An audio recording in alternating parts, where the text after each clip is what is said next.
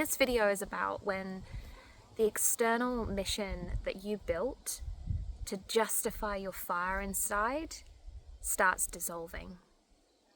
I'm talking about I'm doing it for my kids, I'm doing it for the money, I'm doing it for the success, I'm doing it because I feel this fire inside of me and I have all of these limiting beliefs and programs that are based in scarcity and fear.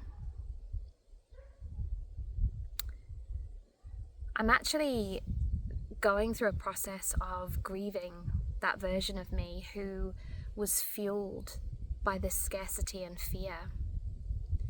It created pursuit, it created longing, it created attachment.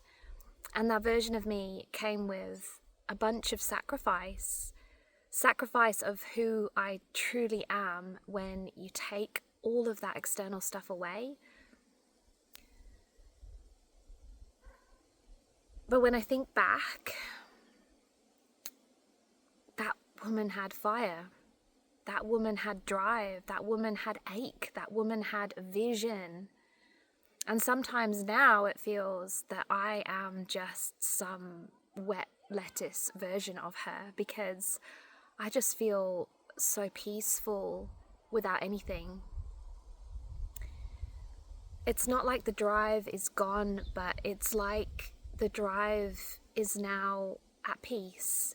It's like all the external stuff is gone and all that is left is who I am inside. And I guess when I look out to the matrix that I yanked myself from, that's when she feels like a wet lettuce, not because that is the truth of who I am.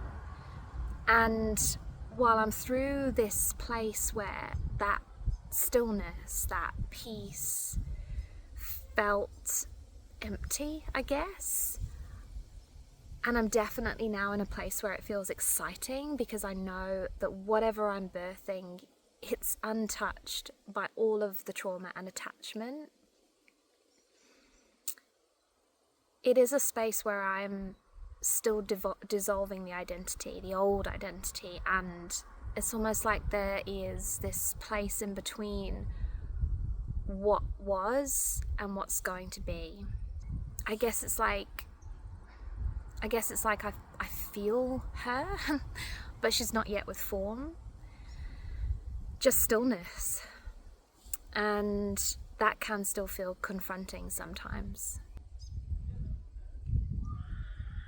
So where I am and the way that I can describe this is birthing a legacy as living transmission. Again, when you let go of all the attachment to the external stuff, there's only now. There's only what comes through, what rises through you in the moment, just because, right? I guess it's letting go of all of the if I, then I, or when I, then I conditions.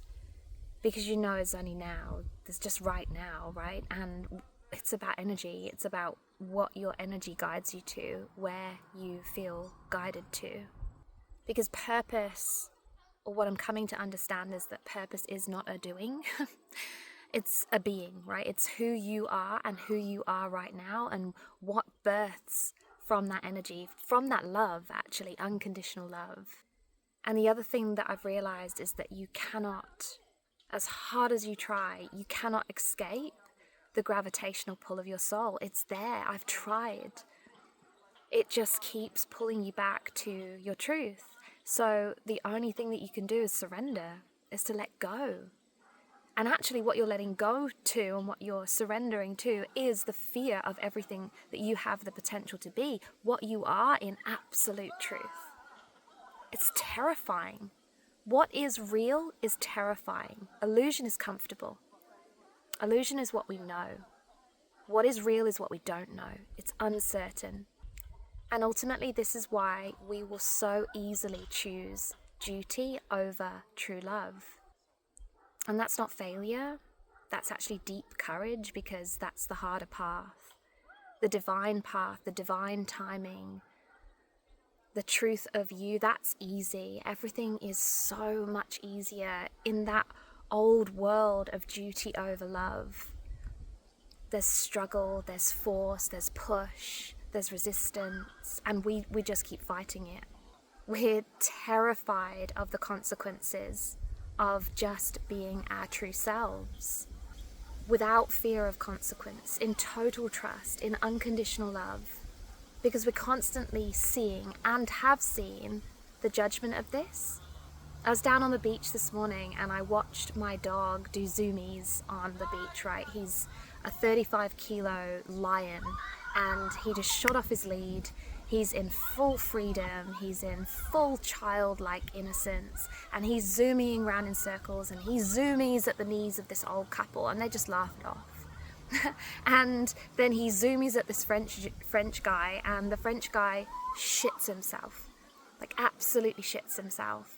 And of course, my dog, being a dog, only able to act on instinct, also shits himself. So it's fear against fear.